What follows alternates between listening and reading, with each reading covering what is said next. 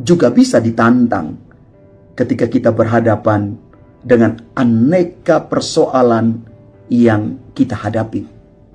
Tapi yakin dan percaya bahwa di balik semuanya ini, Tuhan terus mempersiapkan kita untuk menemukan makna terdalam dari pencarian kita selama ini.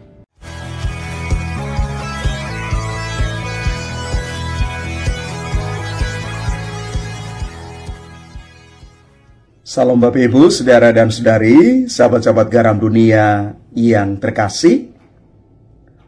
Dari bacaan-bacaan suci yang kita renungkan pada hari ini, yang berpuncak di dalam bacaan Injil, kita mau merefleksikan bersama bahwa kasih itu menuntut komitmen. Kita hanya bisa mengasihi kalau ada niat yang tulus. Itulah komitmen kita untuk mengasihi. Yesus mengundang kita untuk mengasihinya dengan cara memegang perintahnya dan melakukan apa yang Yesus harapkan. Dia sendiri telah meneladankan kepada kita tentang komitmen ini. Yesus mengasihi kita dengan cinta yang sempurna. Dia mengorbankan seluruh hidupnya, dirinya untuk kita. Seringkali kita mudah mengakui Yesus sebagai Tuhan, tetapi sulit setia kepadanya. Maka kalau kita mau mengasihi dan ambil bagian di dalam karya Allah, yang paling utama adalah kita percaya kepada Yesus. Maka kalau kita mau sampai pada titik percaya kepada Yesus, di sana kita boleh menemukan paling kurang ada 6 makna bagaimana kita diarahkan supaya kita sungguh percaya kepada Yesus. Percaya kepada Yesus dengan cinta kita dan juga pasti dengan segala konsekuensinya. Yang pertama, percaya akan kasih dan pengampunan Allah. Allah mengasihi kita dan mengampuni. Yang kedua, kita diajak untuk meneladani hidup Yesus. Karena kita dipanggil untuk ikut Yesus, maka kita juga serempak di saat yang sama meneladani hidup Yesus. Ketiga,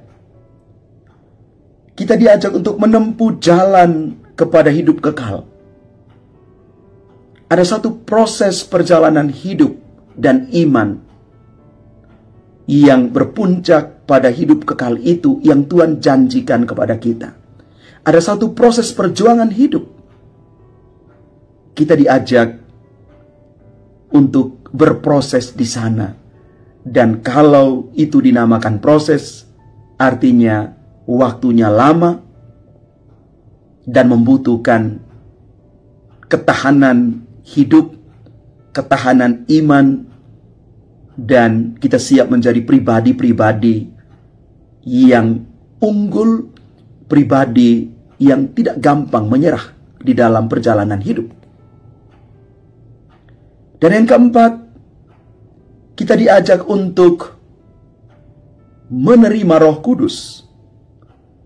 Roh Kudus yang akan terus menjadi motor penggerak dalam hidup kita. Hidup kita terus diarahkan, dipimpin oleh Roh Kudus sendiri.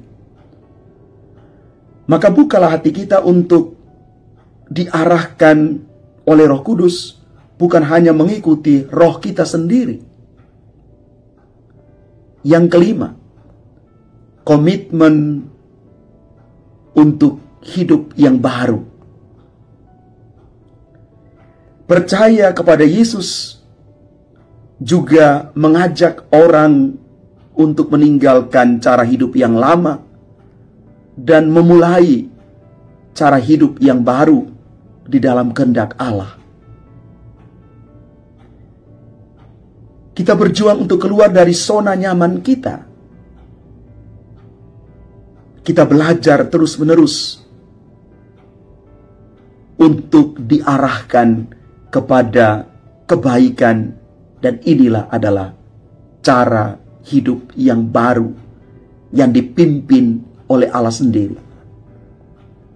Dan yang terakhir, keenam, kita diajak untuk hidup dalam kedamaian dan pengharapan.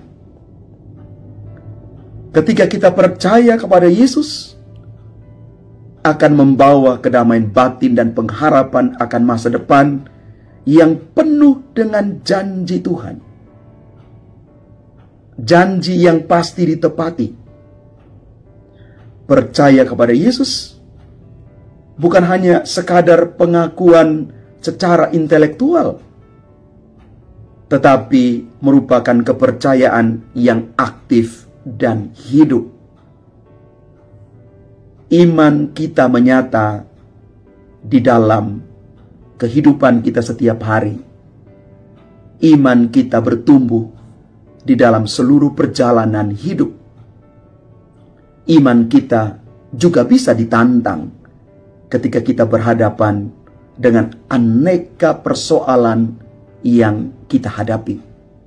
Tapi yakin dan percaya bahwa di balik semuanya ini, Tuhan terus mempersiapkan kita untuk menemukan makna terdalam dari pencarian kita selama ini, bahwa Yesuslah sang kebenaran sejati itu yang sementara kita ikuti, tidak akan pernah meninggalkan kita.